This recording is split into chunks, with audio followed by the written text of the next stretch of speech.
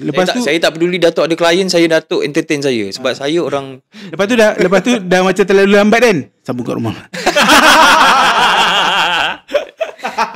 Macam macam itulah. Family background Fitri ni kami kena berhati-hati sikit. Dia bukan orang sembarangan.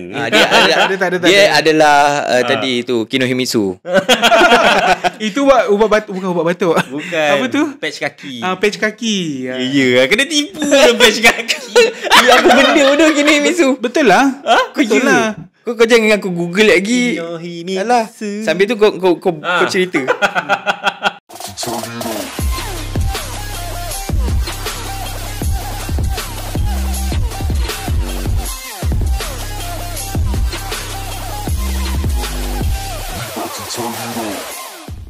Bismillahirrahmanirrahim. Assalamualaikum warahmatullahi dan bertemu lagi kita dalam podcast Betul-Betul Tak Betul bersama anda hari ini. Saya host anda untuk musim yang kedua, Dan Fitri. saya betul, diorang ni tak betul. So betul-betul tak betul. Okay, yang panel kita yang seorang ni nama dia Daus ataupun lebih dikenal dengan nama Divus. Dan untuk abang yang berbaju merah ni nama dia Ghaffar, panggil dia Sir Slumber. Selamba. Kita tukar dia pula, season ni kita tukar dia pula setiap minggu. Okay, untuk episod yang kali ni kita akan mengetengahkan cerita-cerita macam yang saya dah establish daripada episod-episod yang sebelum ni. Kita akan bawakan cerita-cerita daripada negeri yang berbeza lah. So untuk episod kali ni kita akan masuk ke negeri di bawah bayu. Okay. Hari tu kita dah masuk Sarawak kan, kita dah terbang pergi belah timur. Dan hari ni kita akan terbang lagi sekali pergi Pulau Borneo dan kita akan bawakan cerita-cerita daripada negeri Sabah. Yeah. Okay, untuk pengetahuan semua, aku adalah orang Sabah dan memang membesar di negeri Sabah, lahir pun di negeri Sabah. So memang IC12. Dan kalau tak dengar bunyi slang Sabah tu, aku minta maaf lah Dia orang suruh aku buat full full Sabah dialect slang. Sabah. Betul. Tapi aku segan bah sebab tidak konsisten lah nanti kalau kita cerita macam ni kan. Boleh je. Tak apalah, malu aku malu. Boleh bakal kau. Segan-segan. Okay. Tapi apa yang aku nak cakap dekat sini adalah Sabah dengan Sarawak sememangnya kaya dengan budaya-budaya. Kita hasil tu iyalah kan. Negeri-negeri dekat Malaysia ni memang kaya raya. Orang Sabah kaya-kaya weh. Tapi nak cakap dekat Sabah dengan Sarawak ni, kekayaan kita orang juga extended kepada orang kata warisan-warisan budaya.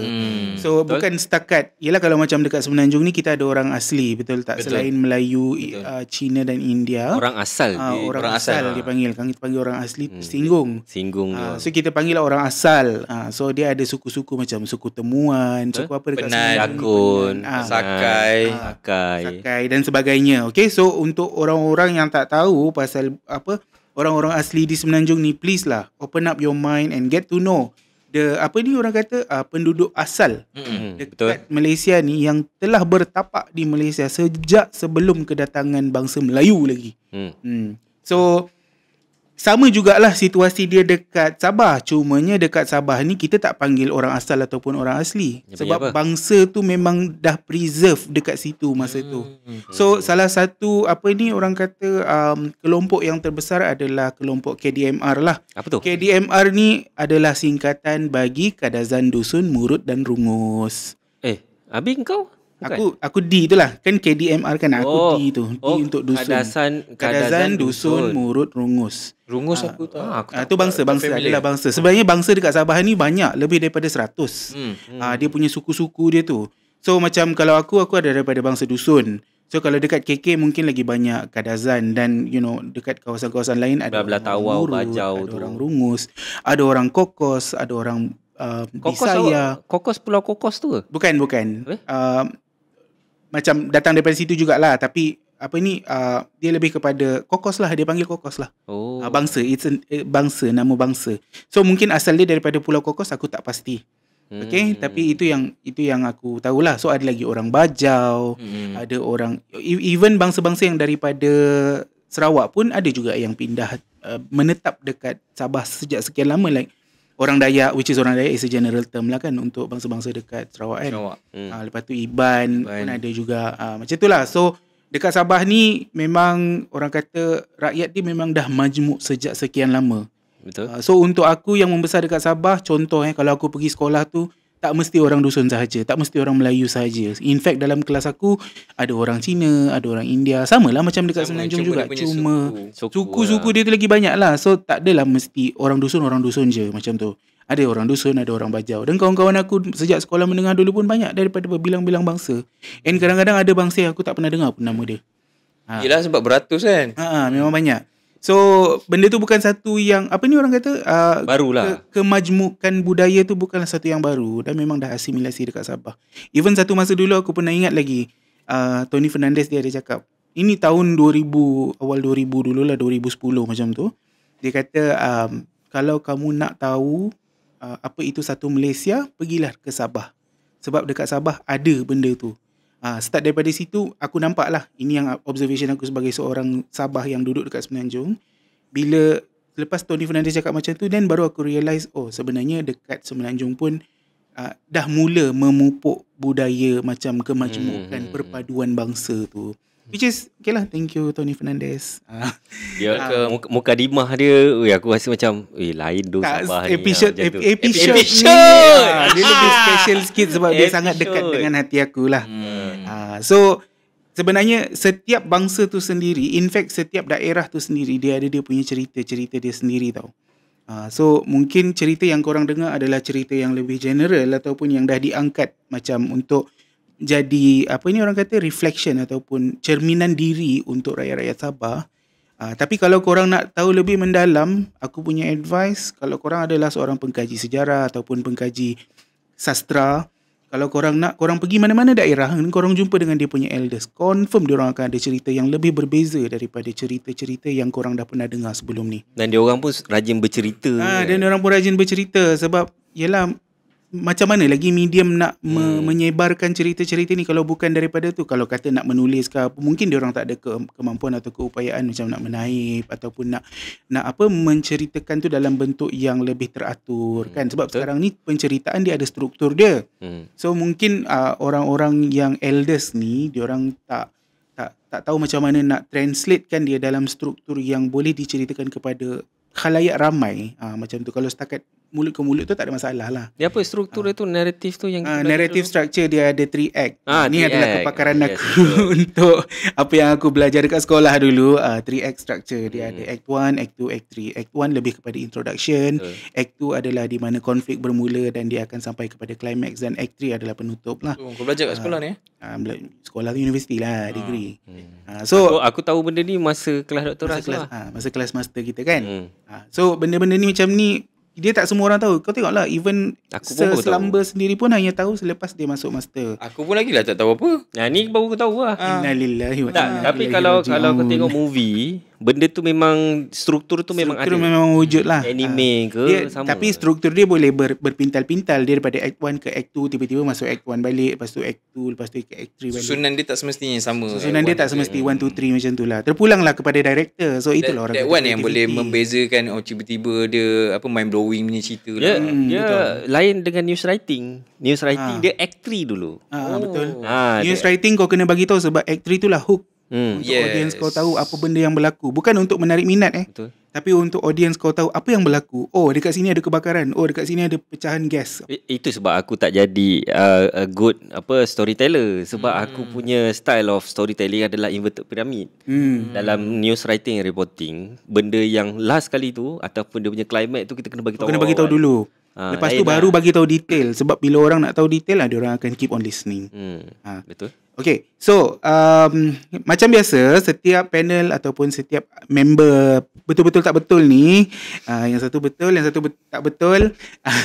Dia tak ngaku, dia tak ngaku. Aku betul, episod ni aku betul Yelah, betul-betul tak betul. Tak betul. So kita akan mengetengahkan cerita masing-masing, dan aku dah volunteer untuk cerita part aku dululah. So cerita aku ni lebih untuk macam mengetengahkan apa ni orang kata, lipur lara lah macam tu, macam cerita asal macam tu. Okay, so apa kata kita mulakan dengan cerita yang pertama. Lepas ni baru aku akan pilih lah sama ada Daus akan cerita dulu ataupun Ghafar. Okay, now cerita aku ni tajuk dia adalah Legenda Ayam Jantan Sakti Nunuk Ragang. Nunuk Ragang. Nunuk Nunuk Ragang. Cerita ayam. Iya, ayam. Nunuk tu ayam ayam. sakti. Itu dia cerita pasal hari tu laga aku- ayam. Ya, hari tu aku cerita pasal Pak Kaduk kan. Laga So bila ayam, aku kan? cerita Pak Kaduk tu pasal laga ayam. Tapi Kejap, this kejap. time around Nunuk tu memang ayam ah. bukan. Habis? Nunuk ragang tu nanti aku cerita lah apa benda. Bagilah dia cerita. Okay, sebenarnya untuk orang-orang KDMR macam yang aku mention tadi, korang kalau tak tahu KDMR, reverse sikit balik. Bukan kita orang percaya, tapi ini orang-orang, sebab aku dah beragama Islam. Memang aku beragama Islam dari sejak aku kecil. So kalau nak kata percaya tu, mungkin aku tak percayalah. Tapi kalau nak kata inilah cerita yang diperturunkan daripada nenek moyang, inilah ceritanya. So Nunuk Ragang ni adalah satu kawasan, nama satu kawasan ataupun satu tempat yang diberi nama Nunuk Ragang sebab Nunuk ni maksud dia pokok kayu ara. It's a big tree, it's like a huge tree. Ragang ni maksudnya merah. So pokok kayu ara merah. Alright. So dekat situ memang penduduk dekat situ adalah penduduk yang harmoni sebab dia terdiri daripada berbilang KDRR tadi spesies, lah. bukan. Spesies binatang. Dia dihuni oleh binatang-binatang liar. Macam kalau dekat Sabah, binatang-binatang liar yang famous ada Harimau. Harimau somehow mungkin dekat Nunuk Ragang tu aku tak dengar lagi lah. Tapi yang aku tahu adalah binatang-binatang macam babi hutan dan burung-burung, monyet, orang hutan kan. Binatang-binatang yang klise dekat Sabah lah. Hippopotamus. Bukan. Tak ada badak. Tak ada badak. Dekat atas gunung tu tak ada badak. Okey, aku nak bagi tahu kawasan Nunuk Ragang ni adalah satu kawasan yang terletak di antara Pekan Ranau dengan Pekan Kudat. So kalau korang tengok dekat belah pantai barat, kawasan dekat dengan utara sana. Sebab dekat situ adalah kawasan Banjaran Croker. So orang putih yang bagi nama. So Banjaran Croker lah dia. Dekat Banjaran Croker ni ada satu daerah nama dia Ranau dan Kudat. Kudat tu dia betul-betul dekat point point kepala Sabah tu kan, kepala anjing kan. So dekat atas kepala tu adalah Kudat. Dia kawasan pegunungan ke macam mana? Ke kawasan lembah? Dia kawasan pergunungan Banjaran. Dia betul-betul macam atas gunung. Banjaran Croker tu lah. Banjaran Croker. So dia jauh sikit, dia keluar sikit daripada Pekan Ranau. Tapi dia macam masih dalam daerah Ranau dekat hulu-hulu macam tu lah. So dekat sini adalah pokok Nunuk Ragang tu. Nunuk Ragang ni tempat tu lah kan. So memang kat situ banyak spesies yang hidup dengan harmoni. Dan salah satu binatang yang paling besar dekat situ adalah seekor ayam jantan hitam. Dan ayam jantan hitam ni dia bersaiz gergasi sebesar seekor kerbau. Karabau. Dan of course lah ayam kan, cara dia nak cari makan adalah dia akan kais-kais tanah, betul tak? Betul. So di situ dekat kawasan tu ayam jantan besar ni adalah adalah binatang yang diangkat menjadi penghulu kepada kawasan Nunuk Ragang tu. Bukan singa. Bukan. Sebab singa tak dekat situ. Singa tak dekat situ. Ni bukan Siberia Siberia. Okay. So now masa ayam ni tengah mencari makanan, dia pergi korek-korek lah. Kau bayangkan Kais. Dia kais. Tapi sebab kalau ayam tu dah besar, saiznya sebesar seekor kerbau, tak kaisnya dah lah. Dia cakap lah terus tanah tu kan, dia korek. Dan bila dia korek tanah tu, keluarlah seorang manusia. Okay, so daripada situlah bermulanya populasi manusia dekat Nunuk Ragang ni. So manusia seorang lelaki ni yang keluar ni, dia adalah dia adalah orang kata tok nenek moyang kita orang-orang KDMR ni lah. Penghulu orang pertama lah. Orang pertama, manusia pertama. Firstborn. So bila macam tu ayam ni macam tak kisahlah dulu kan. Lepas tu dia cakap lagi. Eventually tak lama lepas tu keluar lagi seorang perempuan. Nak kata seekor macam kurang ajar. Seorang perempuan, seorang wanita. So lelaki dengan perempuan ni dipasangkan lah. Macam tu. So dekat situlah wujudnya orang kata manusia pertama dalam kepercayaan orang-orang KDMR ni. Macam tu. So kau bayangkan KDMR, Kadazan Dusun Murut Rungus, walaupun kita orang ni macam macam berbeza term, tapi sebenarnya adalah serumpun. Dan bila serumpun tu orang-orang ni percayalah, bangsa-bangsa ni percayalah yang semua keturunan KDMR ni berasal daripada Nunuk Ragang tu, daripada dua orang ni lah yang dijumpai oleh beranak kan. Betul. Lepas tu ayam tu pun mengambil dua orang manusia tu jadi anak angkat. Dan bila dia dah jadi anak angkat, dia ajarkanlah kemahiran-kemahiran yang berguna untuk survival dua orang manusia ni. Contohnya bercocok tanam, memburu dan sebagainya. So diorang pun eventually berkeluarga dan melahirkan anak dan cucu. Macam tu. Aku tak tahulah, mungkin diorang adalah the first generation tu mungkin adalah kahwin campur ke apa ke kan. So itu cerita lain lah. So tapi tak lama kemudian diorang beranak pinak. So bila beranak pinak ni diorang pun melahirkan generasi macam tu. Bila dah besar, community pun makin besar, betul tak? Betul. So bila community dah makin besar, so ayam jantan ni dia mengangkatlah lelaki tadi tu untuk menjadi ketua kepada ataupun penghulu kepada anak cucu cicit diorang ni tadi. Diorang hanya macam berkuasa untuk manusia lah. Sebab at this time macam binatang-binatang mungkin masih ada kat situ. Cuma cerita dia lebih fokus kepada macam mana manusia boleh ada kat situ. So bila diorang ni dah melahirkan cucu cicit diorang, dia jadi penghulu, and then diorang pun meneruskan lah kehidupan diorang dekat situ. Now bila diorang dah makin community dah makin besar, ada satu wabak penyakit yang macam datanglah untuk orang mendugalah kepada community ni. Okey, nama dia ragang tai. Korang tahulah maksud dia apa kan? Ragang tai. Ragang tai. Ragang tadi merah kan? Ragang is merah. So tai is najis lah. So ragang tai ni maksudnya orang-orang ni semua macam kesakitan, dan bila diorang berak macam merah. So indicator of buasir. Macam berak darah lah macam tu. Kena makan cili bara banyak. Aduh. Gila lah. Cili bara. Baru lepas makan tadi. Cili Sabah tu. Itu. Kan? So related kan cili bara kan? Tapi aku makan tak adalah sampai berdarah-darah kan. Aku punya ni kan. Itu bukan cili bara dah. Itu bukan cili bara dah. Tu apa? Ayam McD. I mean malaria tu. Kira maknanya apa? Ragang yang tadi. Ragang tai. So dia macam wabak lah. So wabak ni dia banyak membunuh populasi dekat situ, dan dalam masa yang sama dia juga mencemarkan kawasan. So jadi ramailah penduduk-penduduk kat situ yang mula untuk berpindah-pindah, berhijrah daripada kawasan tu. So daripada situlah diceritakan macam mana bangsa-bangsa ni sebenarnya boleh tersebar ke seluruh Sabah. Tapi itu adalah yang pertama. So ada lagi event yang kedua, penduduk-penduduk yang tinggal dekat kawasan ni, diorang mulalah untuk bercucuk tanam, betul tak? So dalam diorang bercucuk tanam tu ada satu kawasan berdekatan dengan Nunuk Ragang tu, diorang menjumpai satu lubang yang besar. Oh, lubang. Satu lubang yang besar, dan dalam lubang tu diorang terjumpa, tak tahulah sama ada diorang gali dan tiba-tiba lubang tu jadi besar. Tapi dalam lubang tu ada manusia bawah tanah. So manusia bawah tanah ni, diorang dipanggil orang bawah tanah ni, diorang yang dipanggil dari alam tanah. Diorang dulu sebenarnya adalah manusia, tapi disebabkan perangai mereka yang selalu merosakkan alam sekitar, diorang telah dihukum untuk duduk di bawah tanah.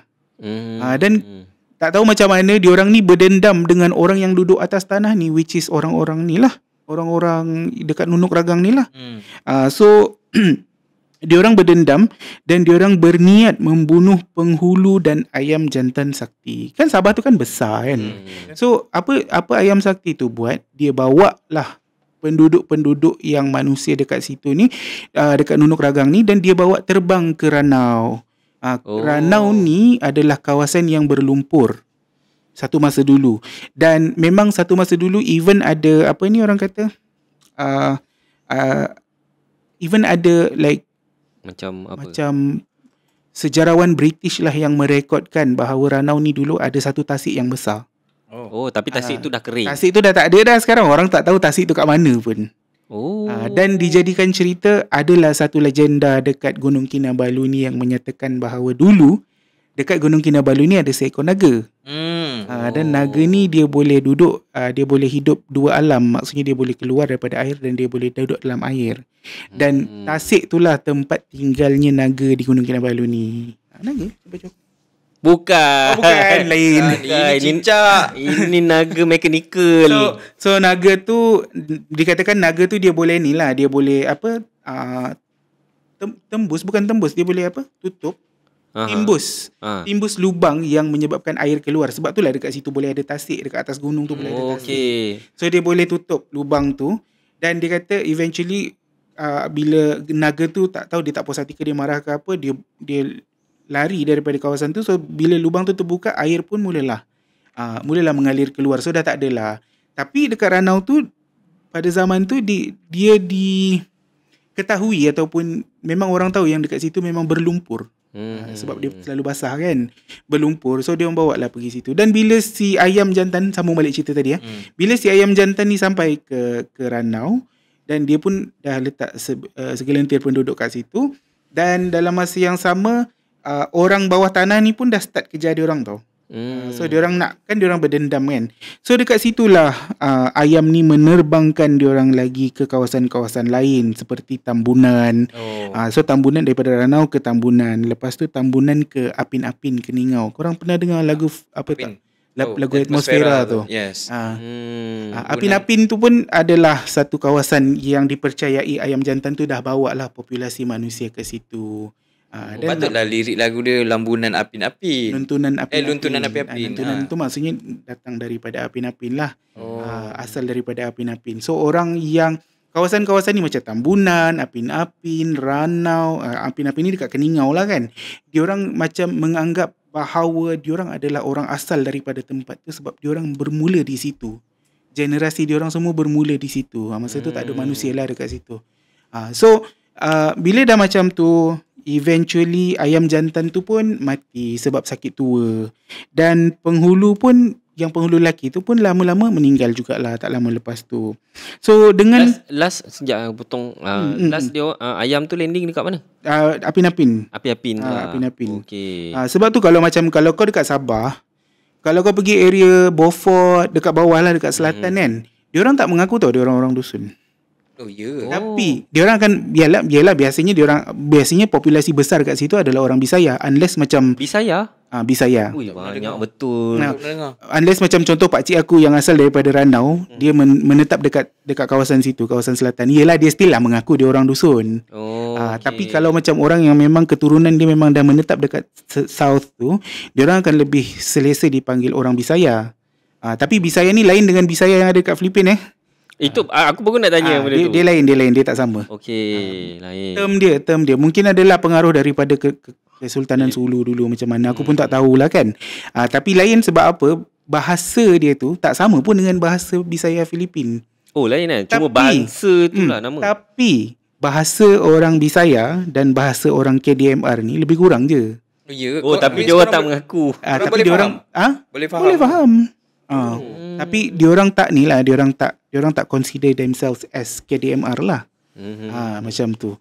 Dan dengan kematian yang dua sosok ni tadi lah, which is ayam jantan gergasi tu dengan penghulu tu, orang bawah tanah ni dah tak ada reason lah. Sebab diorang hanya berdendam dengan ayam tu, dengan penghulu tu.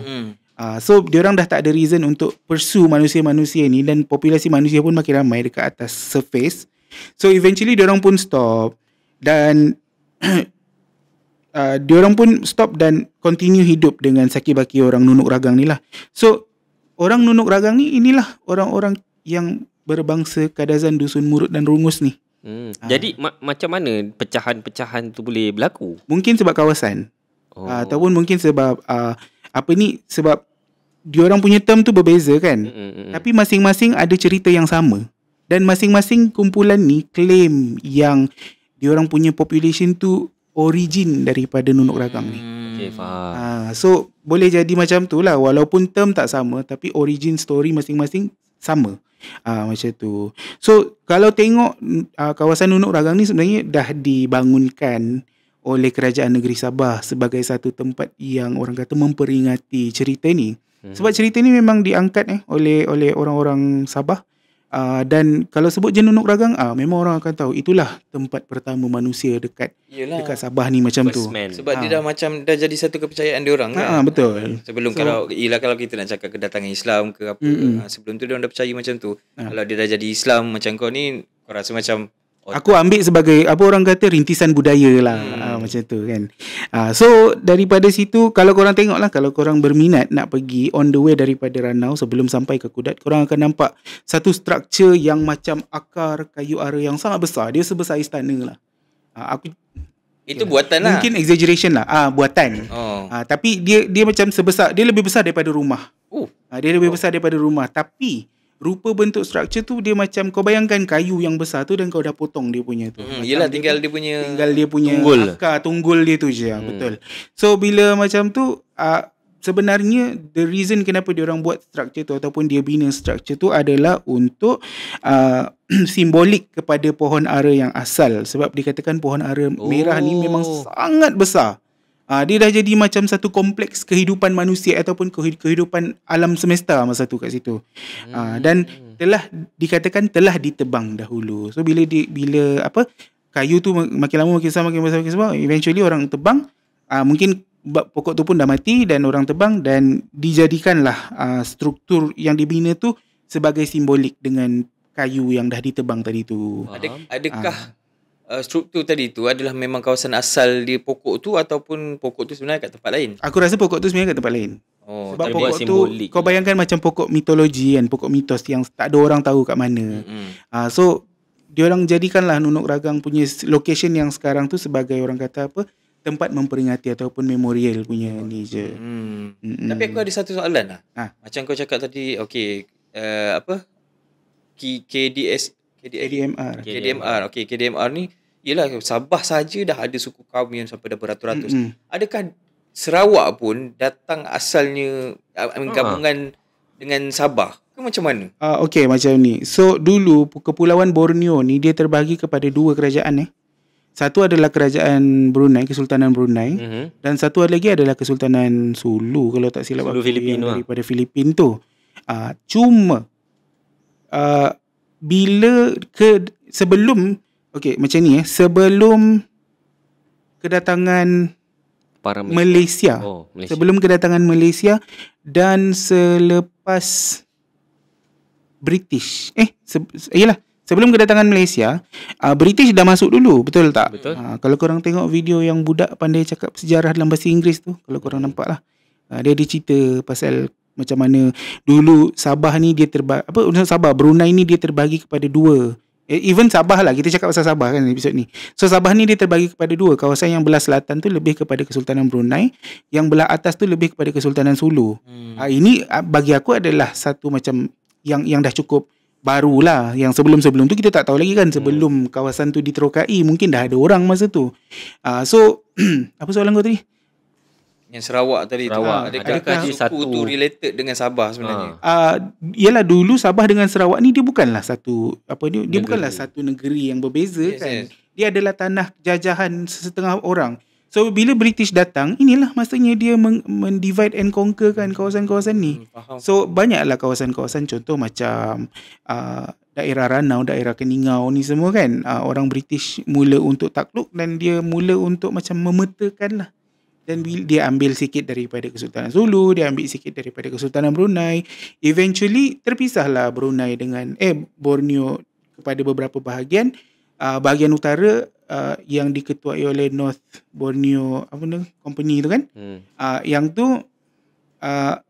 jadilah Sabah. Lepas tu yang Sarawak jadilah Sarawak. Lepas tu Brunei diorang hanya tinggal tanah yang sedikit tu. Padahal sebenarnya sebelum ni besar kawasan dekat Borneo ni adalah di bawah kepimpinan kerajaan Brunei dengan kerajaan. Tapi patutlah Sulu dia until now pun diorang still fight untuk dapatkan Sabah kan. Betul. Salahnya yang deal Sulu tu masa British masih in charge. Dia dah bagi. Kira tak tahu sama ada dijual. Aku rasa dijual, jadi dibayar ufti. Dia tak tahu. Tak tahulah dijual ke ataupun macam disewakan ke macam tu. Tapi masalahnya bila British keluar, kawasan tu tak terurus, tak ada tampuk pemerintahan langsung. Dia jadi power vacuum kat situ.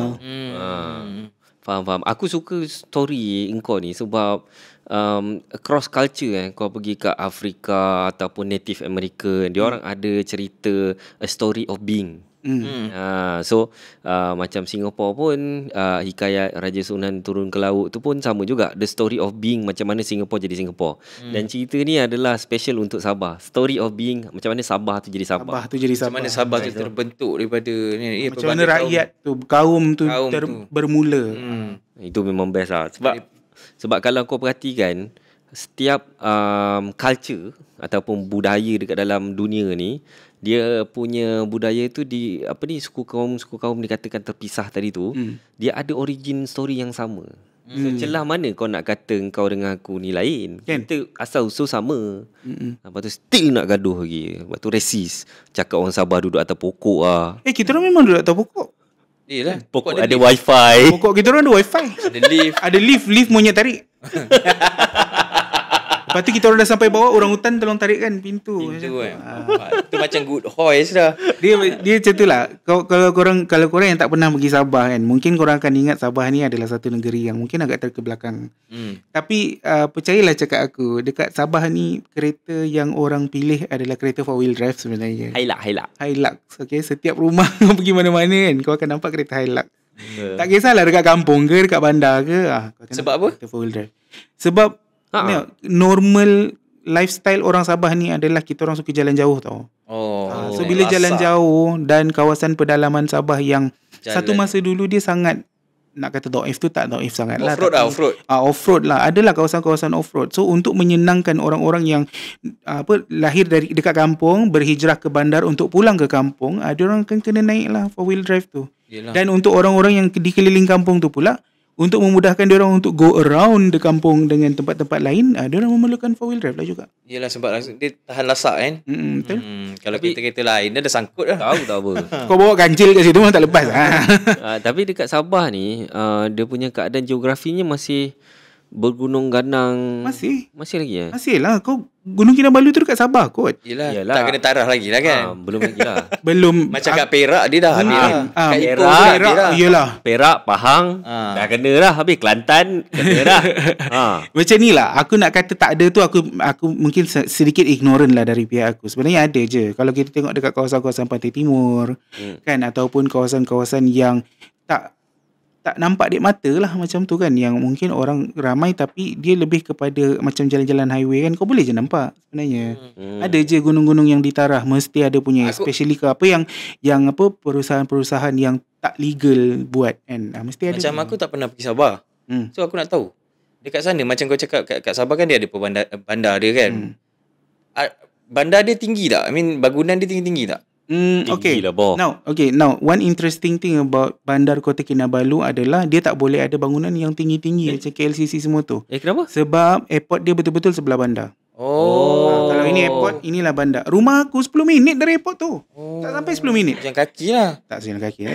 Lah. Kalau jalan kaki kurus mah. Kalau jalan kaki tak 10 minit, 10 jam. Sebab aku ada jumpa dengan, yang kau cakap tadi, Sabah tu a part of Brunei sebelum ni kan. Aku ada sebahagian lah, aku tak kata semua, sebahagian. Sebab aku ada customer daripada Brunei sebelum ni, aku ada borak-borak dengan dia. Lepas tu aku tanyalah macam mana pembangunan dekat Brunei, sebab kita tak pernah sampai Brunei. Aku even dekat Semenanjung, Perlis pun tak pernah sampai lagi. So aku tanyalah dia, dekat Brunei ni pembangunan dia adakah macam KL? Bandar besar, dia kata kat situ tak. Kebanyakan dalam 30% je baru Brunei tu digunakan untuk pembangunan. Yang lain semua masih hutan. Dan paling tinggi pun 10 tingkat punya bangunan je. Satu cerita. Tapi dia punya kompleks-kompleks dia tu bersepah-sepah. Sebab aku pernah pergi Brunei, aku tahu lah. Walaupun sebab bagi aku orang Brunei ni adalah orang yang macam mana nak cakap, dia rendah diri sikit lah. Modest. Dia modest sikit. Yang kaya memang kaya lah. Kaya tu okey balak boh. Tapi bila dia orang punya dari segi pembangunan ni, bukanlah aku nak kata dia orang ni terkebelakang, bukan dia lebih kepada pembangunan dia tu pembangunan yang modest. Faham. Dia lebih merendah diri macam tu. Aku tak perlukan bangunan tinggi-tinggi untuk bagi tahu korang yang aku ni kaya berduit, tak. Macam tu. Cukup tabur duit je. Dia buat hasil pun banyak. Dan rakyat dia sangat dekat lah dengan Sultan. So memang macam kalau kita ni rasa susah nak pergi tengok istana apa semua kan. Macam kalau dekat sana, istana akan sentiasa membuka pintunya untuk rakyat. Itu satu pemerintahan dekat Brunei lah. Corak pemerintahan dekat Brunei. So, dah luar kita punya ni lah, Brunei tu. Hasanah Bolkiah. Tapi yalah, cerita Sabah memang tak lari lah daripada Brunei kan, daripada Sarawak. Sama juga macam Sarawak. Okay, so itu cerita aku yang pertama. Ada siapa-siapa nak follow up cerita korang? Aku rasa Daus kot. Aku rasa Daus boleh sambung cerita dulu yang kedua. Sebab cerita aku related juga dengan Fitri. Sebab cerita aku dekat Sabah juga. Memanglah tema kita kat Sabah gila. Akulah Daus ni. Diorang ni pantang lah. Aku cakap sikit diorang nak marah je. Memanglah mak, aku pun marah. Bocah. Kerja nak marah je. Aku nak cerita ni adalah nak marah. Geram je. Aku nak cerita kisah legenda dekat Sabah lah. Okay. Kalau Fitri sebelum ni dia asyik cerita pasal putri. Ya. Kali Kau ni pun nak cerita puteri kak? aku nak cerita pasal putri juga. Putri Dan tak berapa nak putera lah. Aku nak cerita tentang nama dia pelik sikit. Aku kena tengok sebab aku tak ingat. Kudingking dan Kinomulok. Orang Sabah dah gelak. Sebab salah. Macam ni lah kalau aku kan. Sebab aku orang daerah Ranau. Kalau nama Kinomulok kau tu sebut Kinamulek. Kinomulek lah. Ini sebab dia tulis macam tu. Aku baca lah. Ejaan official memang akan guna O. Sebab tak tahu kenapa kalau macam buku teks bahasa Kadazan kan, dia akan guna O banyak. Tapi kalau macam, sebab Kinomulek ni ada juga dalam bangsa cerita bangsaku. So macam kita orang akan panggil Kinamulek. Kinamulek dengan Kudingking. Kudingking tu Kudingking lah. O dengan I, U, I. Tu je yang confuse sikit. So kisah ni tentang dua tokoh legenda lah dekat Sabah. Macam Fitri mungkin dah tahu kot. Macam kapal dia tak tahulah sebab dia orang Perak. Tahu apa. So aku macam blur lah. Kenapa nama dia stylo tu? Dua tokoh ni, satu seorang puteri daripada Kayangan, dia bangsa Kadazan Kadazan, Dusun, Murut, Rungus sama je. Dia daripada golongan Rumandawi, betul tak? Rumandawi tu macam Kayangan lah. Yes, dia daripada golongan Kayangan. Yang macam aku tak ingat tadi, Kinomulek. Relax je, tak payah nak mulok. Kinomulek. Kau tenang je. Aku macam ingat Kinohimitsu tu. Bukan. Kinohimitsu. Kinomulek ni aku yang aku tahu lah, based on pembacaan aku, dia adalah seorang puteri daripada Kayangan lah. Daripada bangsa Rumandawi tadi. Lepas tu seorang lagi adalah Kudingking ni, sama juga daripada golongan Rumandawi, tapi dia mungkin level rendah. Level rendah. Tapi dia daripada yang tadi bangsawan daripada Kayangan, yang ni daripada bawahan Marhaen dekat dunia lah, means dekat bumi lah. Aku ingat macam Yoga Clan kan ada dua juga kan. Bukan. Itu Naruto. Itu lain. So kisah dia bermula bila mana Kinomulek ni dia ada 7 adik-beradik. Macam sebelum kisah-kisah sebelum ni kan, ada 7. Puteri, kalau puteri je mesti 7. Lepas tu dia orang ni suka turun ke dunia ni disebabkan dia orang suka dengan dekat Sabah ni, dia macam banyak, yelah Sabah kita tahu kawasannya banyak sungai-sungai yang cantik, kawasan-kawasan yang sangat tenang lah. Kawasan-kawasan hutan, flora and fauna yang sangat cantik lah. Lepas tu dia orang suka turun ke dunia ni daripada Kayangan disebabkan dia orang suka mandi-mandi dekat sungai. Dalam sejuk bye. Fresh. Seronok siap. So bila dia orang turun ni, pada satu hari yang puteri 7 orang ni dia turun ke dunia ni untuk mandilah, macam cerita dia mandi kat sungai. Lepas tu yang Kudingking ni, dia asal dia dekat perkampungan lah, dekat dunia ni lah. Lepas tu dia memang hasil hutan lah. Kalau dulu memang hasil hutan lah, tak dapat kan. Lepas tu kalau aku salah kau kena betulkan ni, kalau kau tahulah cerita ni. Lepas tu sebab aku ingat lupa. Bila dia dah masuk ke hutan tu, dia melalui kawasan tempat puteri ni tadi mandi. Di Skodeng. Skodeng baik mat. Tahu baik punya Skodeng. Puteri dia gini mat. Aku dah tengok lah. Astagfirullahalazim. Aku report kat bini kau ni. Ada tu lah. Dia tak dengar sebab dia pakai headphone kan. Okay. So puteri ni ada 7. Yang Kudingking ni tadi, dia nak lalu, memang dia laluan utama dia nak pergi ke hutan tu untuk dapat hasil hutan ni. Dia lalu lah dekat kawasan tu. Lepas tu dia terdengar bunyi orang menjerit-jerit, berseronok, happy-happy. Belah perut. Bukan. Itu burung. Itu burung. Lepas tu bila dia lalu kawasan tu, dia nampak dah yang puteri-puteri ni tengah mandi. Kau jangan bayangkan puteri mandi ni pula. Puteri-puteri mestilah. Aku tahu puteri mandi tu kuih. Oh, itu sedap siang. Bukan. Yang kau dengan kelapa tu. Lepas tu, okay, bila dia nampak puteri mandi ni, yang dia cubalah untuk dia tengok dia macam kodeng lah, intai puteri mandi lah. Bila dah tengok, dia berkenan dengan puteri ketujuh. Bongsu lah. Puteri bongsu daripada ni lah, which is nama dia ni lah, Kinomulek ni tadi. Yang diorang puteri-puteri ni, diorang turun daripada kayangan ke dunia ni dengan menggunakan satu selendang tau. Ajak aku cari apa nama. Kulip nama dia. Kulip. Kurlib. Kurlib. Lib. Okay. Kurlib. So dia orang pakai kurlib ni, selendang dipanggil selendang sakti lah. So tiap kali kalau dia nak turun, dia orang menggunakan selendang tu. Kalau dia orang tak ada selendang tu, dia orang tak boleh balik ke kayangan dia, macam pembuka portal lah mungkin. So masa dah mandi-mandi ni, yang Kudingking ni tadi, dia macam dah skoding. Dia suka pula dengan salah seorang puteri daripada 7 puteri tu. Lepas tu dia macam, oi, aku nak kena ngorat ni. Kalau jadi bini aku ni, memang best ni. Memang best lah. Bini cantik. Siapa tak suka kan. Lepas tu yang puteri-puteri ni tadi, dia macam, yelah sebab diorang dah mandi-mandi, diorang nak kena balik cepat dekat kayangan sebab takut diorang punya ayahanda marah. Ada curfew lah ni. Ada curfew. Curfew pula bos. So yang 6 puteri ni tadi, dia dah balik dulu. So tinggal puteri yang seorang ni. Bila dia dah tinggal, yang puteri ni leka bermain. Secara bila yang Kudingking ni nampak yang 6 puteri tadi dah tak ada, dah caw.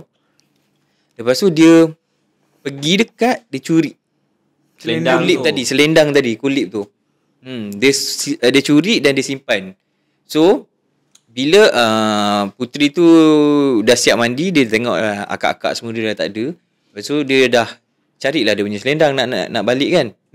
Dia tengok tiba-tiba selendang dia tak ada.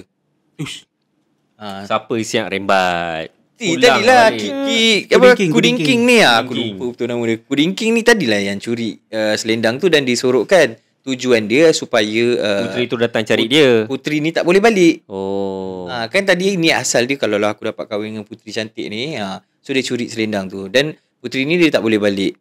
Lepas tu dia cari-cari sampai ke senja, dia cari tak jumpa. And then si Kudingking ni tadi dia keluar daripada persembunyian dia sorok belakang pokok. Bila dia dah keluar daripada belakang pokok, dia bertemulah dengan puteri tu. Dia konon-konon menjadi seorang jejaka yang cuma lalu dekat kawasan tu lah. And then dia tanyalah siapakah gerangan perempuan ni. Lepas tu perempuan ni dengan rasa, yelah takut lah kan. Lepas tu dia bertanya balik siapa lelaki Kudingking ni tadi. Dia cakap dia hanya rakyat biasa yang lalu dekat kawasan situ je. Lepas tu dia bagi tahulah yang dia punya kulip tadi ni hilang. So dia tak boleh, dia bagi tahu secara jujur yang dia tak boleh, dia adalah puteri pada kayangan dan dia tak boleh balik ke kayangan disebabkan kulit dia ni hilang. So dia minta tolong untuk mencari sekali. So sampai ke tengah malam cari kulit dia ni tak jumpa. Memang tak jumpa lah sebab Kudingking dah sorok. Member dah nyorok kan. Ajar lah mamat ni. Aduh nak tackle tak gentle tu. Ayolah. Sudah Lepas tu tak adalah engkau as a puteri tiba-tiba ada orang bawahan ni yang nak kan. Mesti engkau ada sekufu. Lepas tu bila dia dah cari-cari tak jumpa. Lepas tu sebab dah lewat sangat malam, yang si Kudingking ni pelawa lah si puteri ni untuk balik ke rumah dia. Tapi tak ada pula diceritakan dalam ni laki ni Kudingking ni duduk dengan family ke, seorang diri ke. Tak ada dah cerita. Lepas tu dia bawa duduk sama. Pada asalnya Tuan Puteri ni tak nak lah sebab ialah lelaki, engkau tak kenal, stranger. Kakak-kakak dia yang lain semua mana? Dah balik? Dah balik, dia kan dah balik awal. Tinggal ni. Lepas tu bila dah ikut balik ke perkampungan, so dia dah duduk sekali dengan lelaki tu lah. Dengan Kudingking. Bila dah duduk dengan Kudingking ni dah beberapa hari, diorang masih mencari kulip tu, selendang tu. Cari tak jumpa, cari tak jumpa. dah makan bulan still tak jumpa. Dan puteri ni Kinumulek ni dia berharap lah yang akak-akak dia mencari. Tapi so far masih mungkin lah sebab yelah diorang pergi mandi dekat hutan, dekat sungai kan. Lepas tu diorang dah balik ke perkampungan. Mungkin kakak-kakak dia cari tapi tak jumpa ke macam mana kan. Tapi mungkin kakak dia tak tengok kawasan yang mana ada perkampungan ke apa, mungkin lah macam tu. Sebab tak ada pula masa dalam cerita tu, yang based on apa yang aku baca ni, tak ada pula yang kakak dia turun cari ayah dia cari turun. Tak ada kan. Lepas tu kenapa dia orang tak sayang ke? Adik dia dah hilang kot. Dah berbulan-bulan hilang. Satu benda lah kalau macam bangsa macam apa, kayangan atuk nenek aku lah. Dia macam mana ni aku nak cakap, yang aku tahu orang bangsa aku lah, bangsa dusun lah, bila macam kau dah merantau tu, memang dia bukanlah satu perkara yang asing untuk dia orang untuk berpisah dengan keluarga. Memang dan dari kecil kita masih rapat dengan family apa semua, tapi dalam masa yang sama that independence tu adalah sangat tinggi untuk orang-orang bangsa ni. Lelaki perempuan. Okey. So macam kalau perempuan tu, mungkin perempuan lebih timid, tapi perempuan pun tak kisah kalau diorang nak keluar daripada kawasan kampung untuk macam menimba pengalaman ke ataupun nak mencari pekerjaan dan sebagainya. So kalau dah keluar bye-bye. Tak bye-bye lah, tapi macam tak adalah macam tolong jangan tinggalkan, tak ada. Tak ada meratap pujuk suruh stay lah. Tak adalah macam mak tengok kau ni tergila-gila kan sangat dekat luar tu, apa yang ada kat luar, tak ada. Okay. So sambung cerita aku. Lepas tu bila dah lama kan si kakak-kakak ni tak ada datang mencari. Lepas tu dia pun tak boleh nak balik ke kayangan disebabkan selendang dia tak ada. Lepas tu dah lama tu yang Kudingking ni propose. Propose untuk disebabkan kau tak boleh balik dekat kayangan, kau kahwin je lah dengan aku.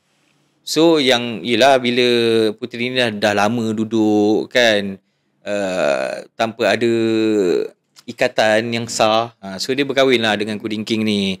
Bila dia dah kahwin dengan Kudingking ni, sampailah satu masa yang Kudingking ni secara jujurnya telah bagi tahu. Akulah yang rembat. Sebenarnya dialah yang mencuri selendang tu disebabkan dia nampak dia suka sangat dekat Kinumulek ni tadi. Aku tak ingat tengok. Aku tak ingat. Bukan skrip, aku tak nama. Kinumulek. So sebab dia dah mengaku, si puteri ni tadi marah lah. Siapa tak marah mak? Nasib baik marah. Member dah lama tak balik jumpa mak ayah. Member ada mak ayah lagi. Lepas tu perkahwinan tak dapat restu. Dia kan main berkahwin je tanpa restu mak ayah dia. So dia marah lah dekat Kudingking ni sebab menyembunyikan sesuatu yang benda-benda yang sangat dia cari, memerangkap dia lah, dan memerangkap dia sampai benda berkahwin. Tapi disebabkan sayang, dia dah kahwin. Yelah, kau dah duduk lama, kau dah kenal lama, kau dah sayang. So eventually dia sayang lah juga dengan Kudingking tu. Yes, dia sayang sebab Stockholm Syndrome. Disebabkan dia sayang lah dia kahwin. Bukan dia kahwin secara paksa. Disebabkan dia sayang dan dia kahwin. So bila Dia ada rengusan. Aku pula yang emo Lepas tu si Tumuluk Kinumulek Tumuluk benda lain. Tumuluk itu bukan lain. Bukan movie ke? Ya. Kinumulek. Aku kan fail betul lah nak ingat nama ni. Bila dia dah dapat, dia cakap disebabkan dia dah dapat tahu yang si Kudingking ni yang menyorokkan selendang ni tadi, dia ambil.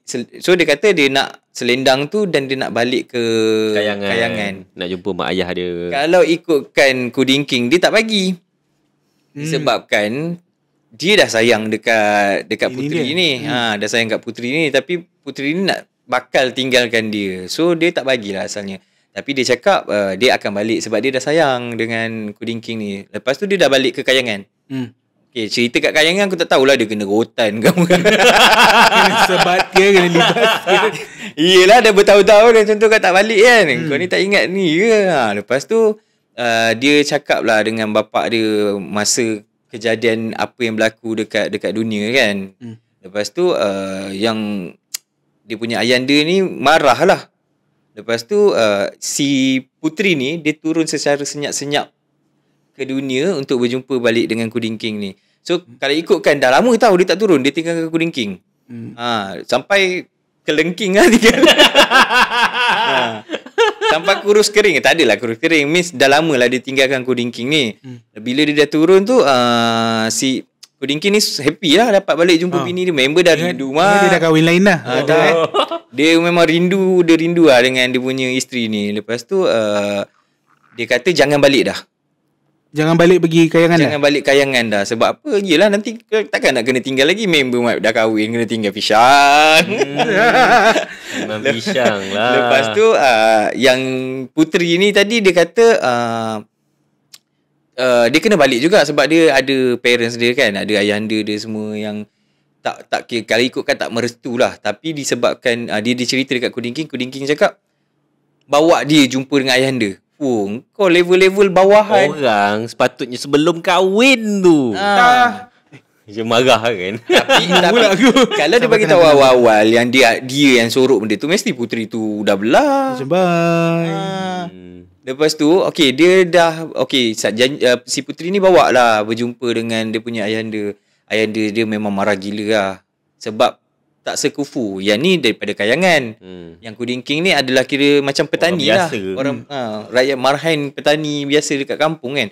So memang beza. Lepas tu ada syarat yang dikenakan terhadap Kuding King kalau betul-betul dia nak kahwin. Nak dengan anak dia tu, puteri tadi. Lepas tu yang Kuding King ni dia memang dah terlampau sayang, terlampau suka, dia sanggup buat apa je. Menunjukkan kesungguhan dia untuk dapatkan puteri tu. So dia ready untuk dapatkan ujian tu, untuk menempuhi ujian yang mendatang. So si ayahanda ni dia menaburkan janji-janji manis. Tak padi tak silap aku. Padi apa sekampit ke segenggam. Bukan segenggam, seuncang macam tu lah. Segantang, yes, segantang padi tu. Seuncang. Kau ingat uncang teh tu kecil tu? Tahu tak apa. Aku geram betul lah dengan Daus ni. Seuncang besar ni apa dapat? Lepas tu dia taburkan dekat dunia lah. Dia taburkan dekat kawasan Sabah. Macam bukan dekat Sabah, memang kat Sabah lah. Dia taburkan dekat mana tu aku tak tahulah. Dia taburkan, dia bagi masa dalam masa 1 malam untuk dia kutip balik. Kenapa ditabur lepas tu disuruh kutip? Itulah ujian dia. Kalau betul kau bersungguh nak dapatkan anak aku. Macam kau lah, kalau betul lah 10,000 duit hantaran. Dah kena kumpul. Tapi kau hanya ada 1 malam je. Ini hanya ada 1 malam. Macam kau dulu, kita bertunang ada setahun. At least nak kumpul duit lagi apa semua kan. So yang si Kuding King ni memang dia suka dan dia sayang sangat. So dalam masa 1 malam dia dapat kumpul. Dia dapat kumpul. Tak ada tinggal satu pun. Tanpa menggunakan night vision jin ke hantu ke apa dalam masa-masa zaman-zaman dewa tak. Dia menggunakan kederat dia sendiri dalam 1 malam. Dia dapat mengumpulkan semua. Tapi aku tak tahulah macam mana dia kira betul tak cukup semua tu. Takkan bapak dia kira 1, 2, 3. Mungkin masa dia jatuhkan tu, dia jatuhkan 1 bag kot. Tak tahulah. So dia jatuh semua masih kat situ. Situ. Tapi dia cakap kat situ butiran. Butiran. So dia dapat kutip semua tu dan dipersembahkan dekat ayahanda puteri tu. Dan ayahanda puteri tu sangat terkejut disebabkan kesungguhan Kuding King ni tadi nak memperisteri, bukan dah isteri dah pun. Nak dapatkan kembali anak dia tu dan mendapatkan kepercayaan yang Kuding King ni sebagai orang biasa pun mampu untuk menjaga puteri ni. So worthy man. Yes, walaupun dia menipu tadi tu. Dah lah tak gentleman. Lepas tu si ayahanda ni sangat sukalah dia perkenankan dan dia restu kahwinan. So dia orang secara happynya turun balik ke dunia. Dan kalau dulu dia turun ke dunia ni dengan pakai senyap-senyap tanpa pengetahuan bapak dia lah, ayahanda dia. So sekarang dia orang boleh turun naik dengan sesuka hati. Macam ni lah balik kampung lah. Macam balik kampung lah. Raya tak jam tu. Sebab apa? Naik atas. So habis cerita dia sampai situ. So dia orang hidup happy ending. Cuma ada dia punya pengajaran dekat sini adalah daripada yang Kudingking lah, untuk mendapatkan sesuatu dia dengan melalui penipuan. So kat situlah pengajaran dia. Mungkin apa ni orang kata, cerita ni dia mungkin berkaitan dengan keadaan sosial masa tu lah.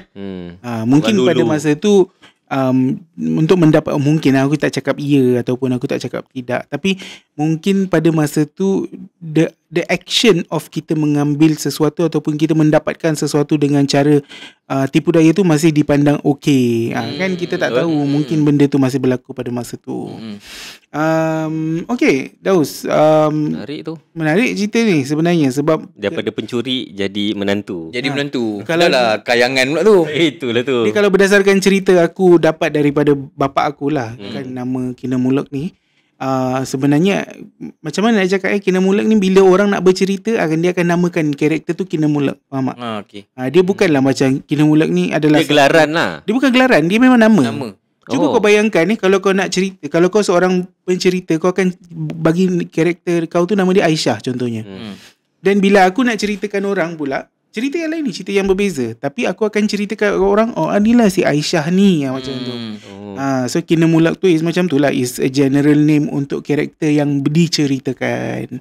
Sebab macam cerita dari aku dapat daripada bapak aku pun watak Kinamulak juga, tapi cerita bukan dengan dia dengan Kudingking. Itu cerita tu aku dapat dari yang cerita yang kau cerita ni, aku dapat daripada makcik aku. So kalau cerita daripada bapak aku pula, yang diceritakan daripada atuk aku dulu, dia ada seorang adik, nama dia Anak-anak. Instead of bangsa Rumandawi ni, diorang ni sebenarnya adalah anak yatim piatu, macam tu. So adalah cerita-cerita versi lain yang diceritakan tapi menggunakan nama-nama yang sama. Sebenarnya topik research masa aku degree dulu, aku kena buat research pasal folklore. Aku nak buat research pasal folklore. So aku adalah record cerita yang bapak aku cerita, cumanya aku tak tahulah recording tu kat mana dah. Mungkin dalam external hard disk aku yang dah rosak kot. Tapi adalah dalam thesis aku adalah, dalam writing aku adalah skripsi. Aku ingat kan bapak kau, atuk kau cerita masa kau nak tidur, kena bobok, dia baca buku. Tak, aku specifically, aku pergi pejabat bapak aku masa degree dulu kan. Aku balik Sabah, masa dia tengah kerja, aku balik Sabah, aku pergi office dia, aku minta dia cerita. Orang Datuk, lain tengah tunggu appointment dia kat luar ni. Dia macam, Datuk, saya nak Datuk ceritakan kisah. Ya betul. Lepas tu saya tak peduli Datuk ada klien, saya Datuk entertain saya. Sebab saya orang. Lepas tu dah macam terlalu lambat kan, sambung kat rumah. Okay. Family background Fitri ni, kami kena berhati-hati sikit. Dia bukan orang sembarangan. Dia adalah tadi tu Kinohimitsu. Itu bukan ubat batuk. Bukan. Apa tu? Patch kaki. Patch kaki. Ya, kena tipu dalam patch kaki.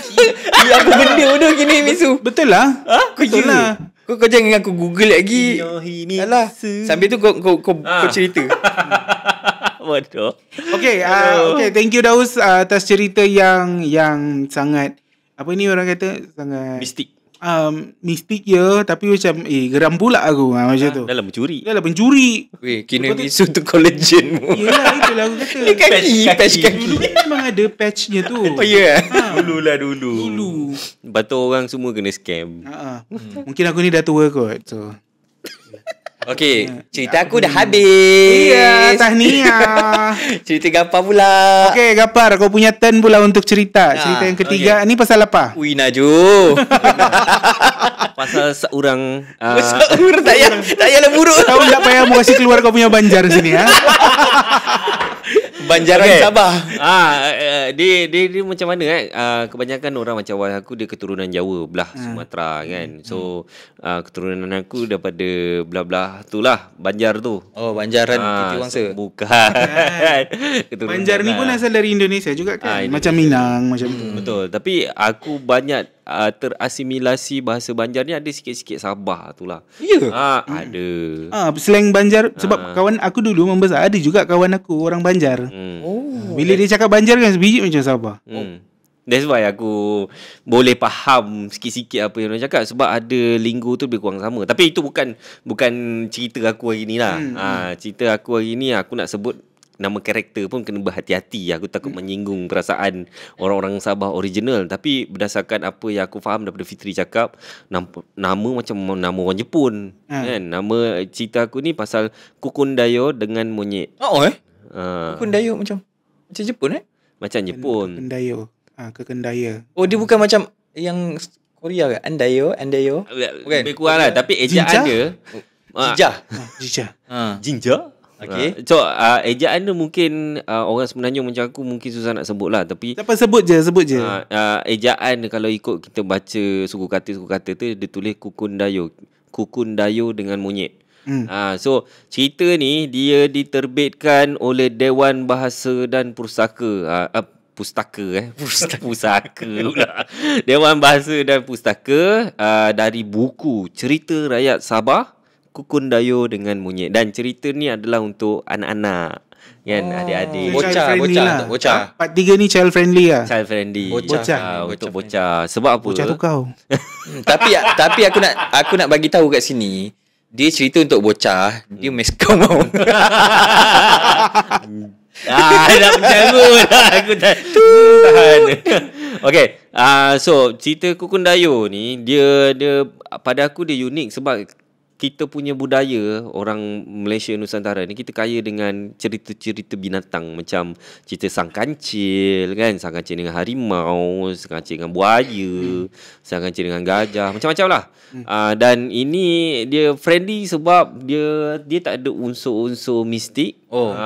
Dia tak ada unsur-unsur mistik. So ada dulu dia mengikut cerita ni, ada sebuah kampung tu yang relax, chill, aman, damai, makmur, sejahtera, dan suasananya memang tenang lah. Dan orang kampung kat situ kebanyakannya bercucuk tanam. Dia ada tanam pokok-pokok buah-buahan. Pertanian lah. Ya, pertanian lah. Dan Sabah tanahnya subur. Betul? Jadi Cili bara kan? Bukan setakat tanah subur, orang-orang dia pun subur kan. Itu kau je, Fi. So bila tanah subur, jadi orang banyak bercucuk tanam ni, termasuklah seorang lelaki bernama Kukun Dayo. Oh, lelaki. Macam bunyi awet Jepun tu. Tapi dia bukan. Dia lelaki. So Kukun Dayo ni dia famous dekat kawasan kampung dia ni sebab sifat dia yang malas. Tapi dia licik. Dia macam, kalau bahasa Inggerisnya sly lah. Macam musang tu dia, fox, sly fox. So dia licik sebab apa? Cerita ni dia sedang, aku tak boleh ikut naratif act 1, act 2, act 3. Aku nak terus skip akhir lah. Dia jumpa seekor monyet ni. Bukan monyet ni nakal. Bukan. Monyet tu dia nakal. Tapi monyet memang nakal. Kukun Dayo ni dia malas. Tapi dia licik lah. So satu hari beliau berhadapan dengan seekor monyet yang suka curi makanan daripada penduduk kampung. So monyet ni tugas dia buat huru-hara lah, especially dekat Kukun Dayo ni tadi. Sebab apa? Dia curi makanan penduduk kampung. Dan sampai satu tahap cerita ni sebenarnya pertarungan antara kedua-dua watak ni, antara monyet dengan Kukun Dayo ni. Diorang pula Kukun Dayo dengan monyet ni cuba overcome masing-masing punya kepintaran lah. So dua-dua ni watak yang kira licik lah. Aku ingatkan monyet ni adalah kawan kepada Bukan. So dia nak overcome antara satu sama lain ni. Dia adalah kisah-kisah dia. Yang paling famous sekali pasal ni lah yang aku nak ceritakan ni, antara Kukun Dayo dengan monyet. So satu pagi Kukun Dayo ni sedang relax berpokok, chill kan. Macam dia pemalas. Kalau ada rokok mungkin dia isap rokok kan. Dah lah pemalas kan. So dia rehat kat bawah pokok. Apabila dia melihat seekor monyet sedang mencuri pisang dari kebun jirannya. Sambil relax tu, tiba-tiba nampak monyet. Alamak, ada monyet lah. Macam semalam aku pergi tempat aku mengajar tu, aku parking ni sebelah tu ada monyet mulut putih tu. Mulut putih? Dia macam singa tu, tapi dia sini putih. Lutong. Yes, dia mata putih, mulut putih.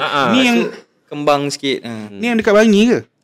Yang dekat Bangi tu. Tapi dekat tempat kau mengajar tu memang banyak monyet tu. Yalah, betul-betul. Kadang-kadang kat tangga monyet tu banyak, anjing banyak. Tak kerti diam. Masalahnya besar ni monyetnya. Kalau dalam kelas kan berapa banyak? Tak, dalam kelas tu yang monyetnya bukan aku lah. Student-student aku yang tak faham bahasa. Kau pun sama tak? Mengaku je lah khabar. Itu tidak dapat dinafikan. Kalau aku menipu pun ada rakaman. Ini yang kau ambil gambar post kat Facebook lah. Oh ya, betul. So nak ada suara-suara tu mengganggu aku. 1 jam.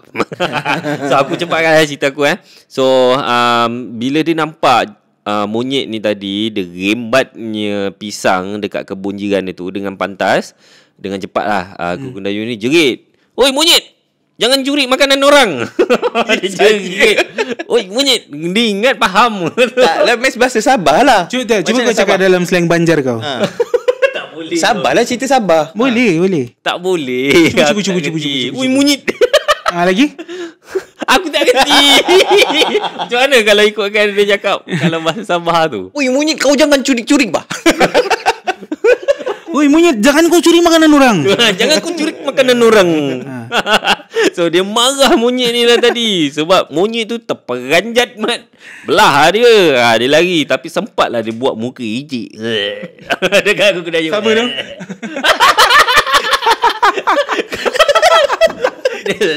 Dia angkat lagi. Pergi mampus sama kau dia. Kata tadi child friendly.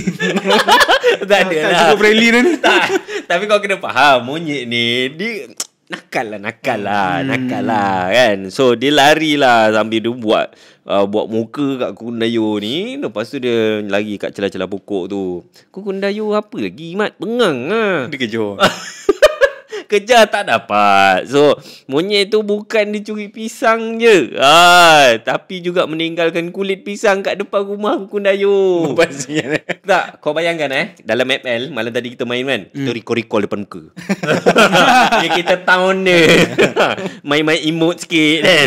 Faham. Macam ni lah pegangan ni monyet ni. Jadi kau main game tu janganlah toksik macam monyet ni. Alah, sebenarnya dia orang pun macam tu ke, toksik. Dia lah monyet selalu. Oh ya, aku tegur kalau dah dapat dia boleh menang ni. Tengok toksik, uninstall ML lah weh. Banyak kali lah aku buat. Tapi cara nak taunting lah. So monyet ni dia taun lah. Dia ejek Kukun Dayung ni. Dia buang kulit pisang ke depan dia. So dia marah lah. Kukun Dayung ni marah lah. Cakap kurang asam punya monyet ni kan. Dia cubalah macam-macam cara nak tangkap monyet tersebut. Tapi semuanya gagal. Ternyata monyet tu lebih licik daripada dia lah. So monyet tu dia nak macam Kukun Dayung dia nak pasang perangkap kan. Monyet tu tahu ini nak pasang perangkap ni. Ada satu kisah pasal perangkap ni tadi. So bila nak pasang perangkap, dia pasang perangkap, letak pisang kat dalam perangkap tu. Esoknya dia datang tengok pisang tak ada. Perangkap Monyet elok. pun tak ada. Monyet tak ada.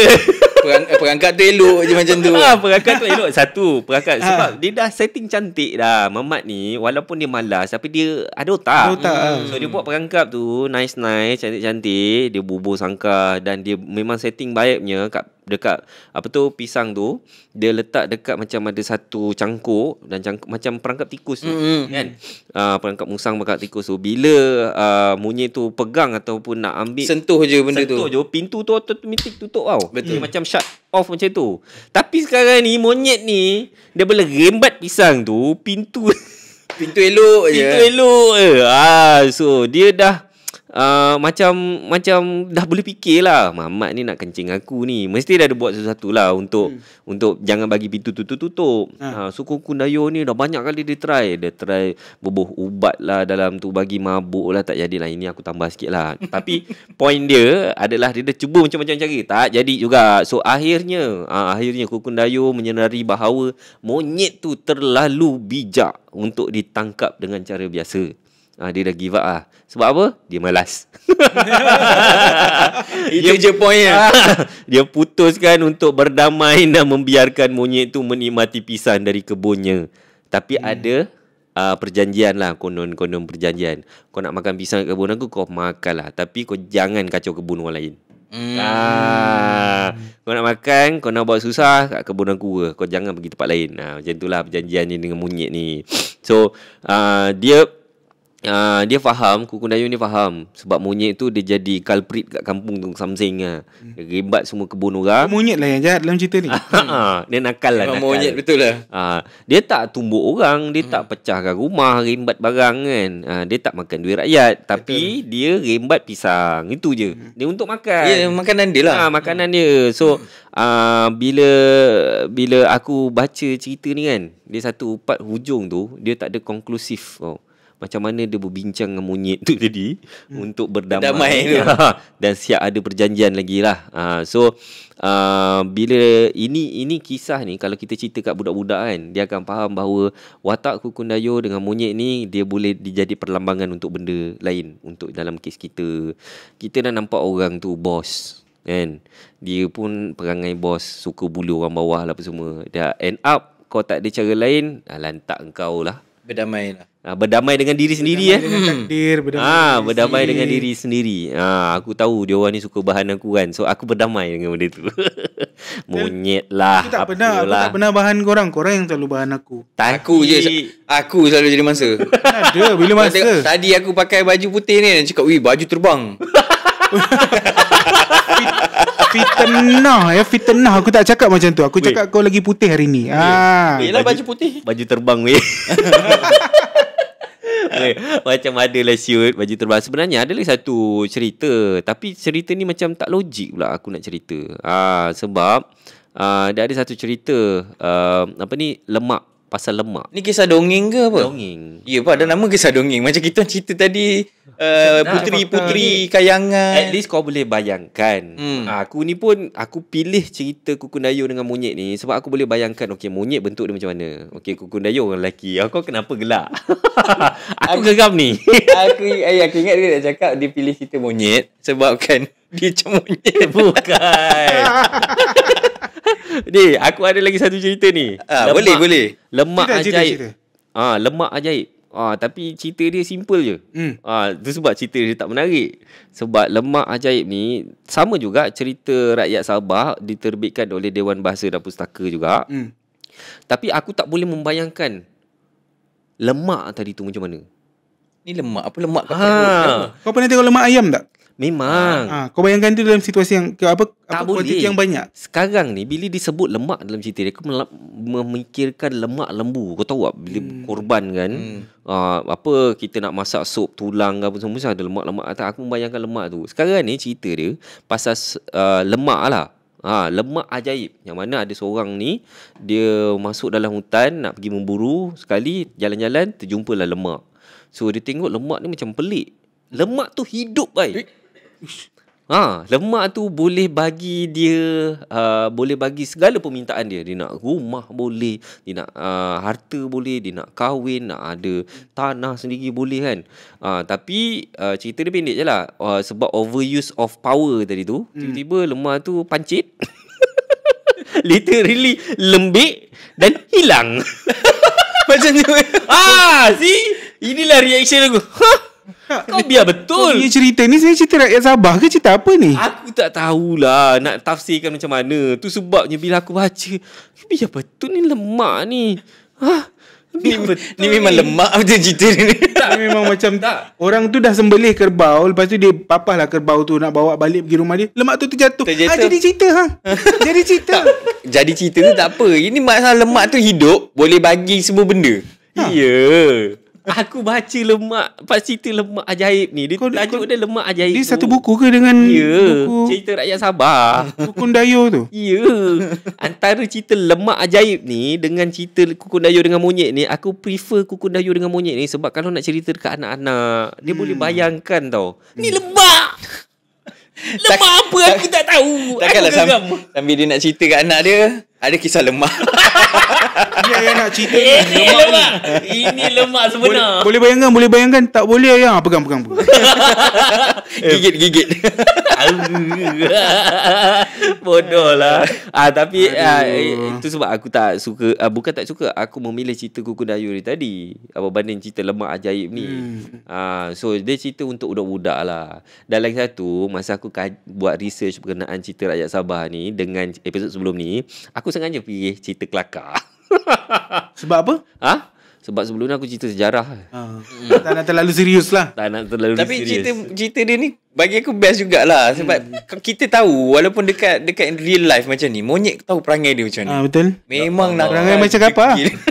Aku dah agak Degil, lah. tak reti duduk diam, macam gapa. Semua macam gapa lah. Weh, tapi Datang-datang tepuk perut orang macam tepuk drum.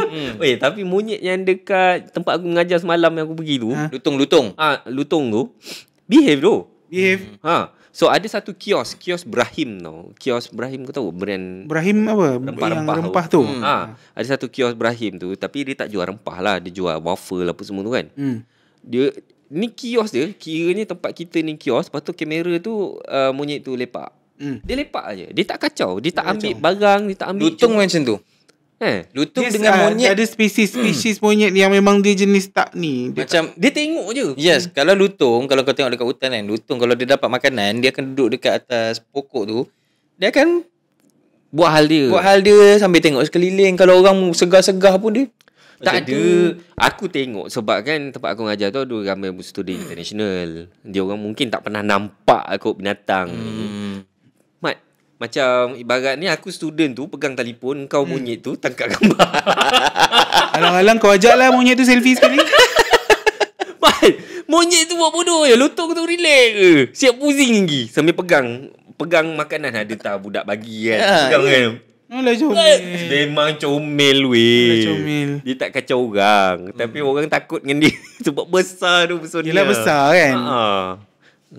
Itulah cerita aku okay. pasal monyet. So itu sajalah cerita untuk episod kali ni.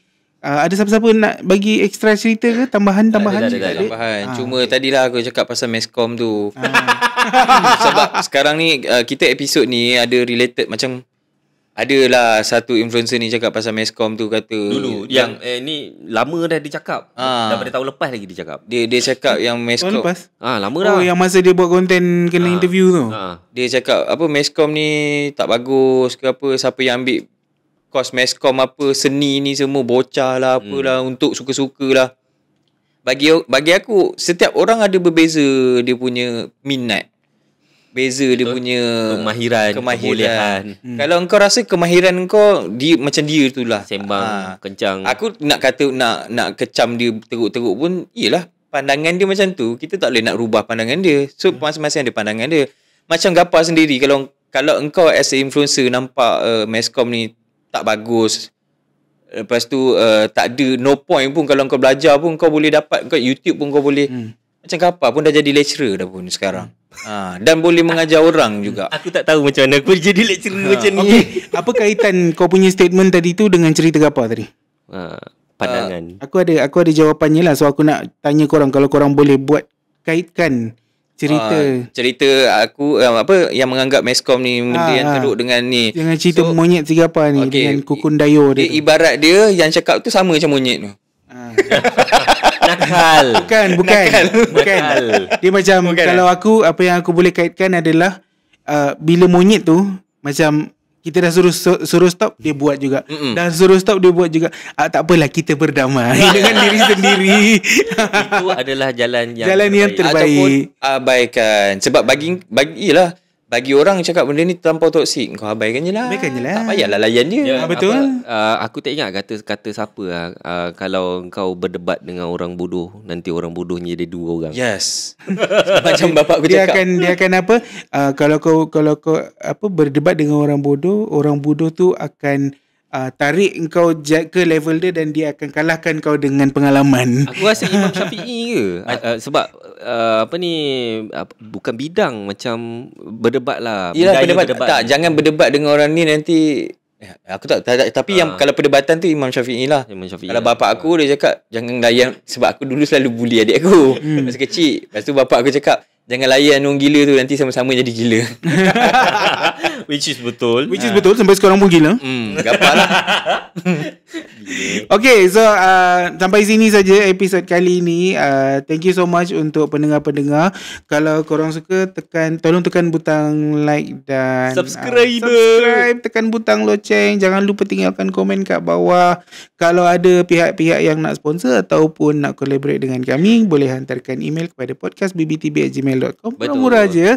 Dan minggu depan kita akan bawakan cerita-cerita lain daripada negeri yang lain pula. Dan untuk minggu ni kita mohon diri dulu dan Assalamualaikum warahmatullahi wabarakatuh. Bye. Bye. Ya, tak gambar.